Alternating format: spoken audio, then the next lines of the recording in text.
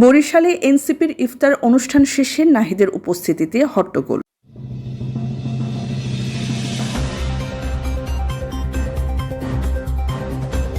বরিশাল নগরীতে জাতীয় নাগরিক পার্টির মতবিনিময় ও ইফতার শেষে হট্টগোলের ঘটনা ঘটেছে। বৃহস্পতিবার নগরের বরিশাল ক্লাব মিলনায়তনে এই ঘটনা ঘটে।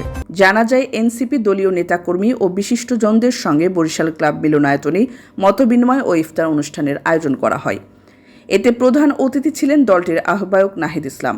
এদিন তাকে ঘিরে একদল তরুণ ভুয়া ভুয়া বলে স্লোগান দেয়। প্রায় 15 মিনিট হট্টগোল চলার পর দলীয় কর্মীদের বেষ্টনীতে তার গাড়ি অনুষ্ঠানস্থল ত্যাগ করেন।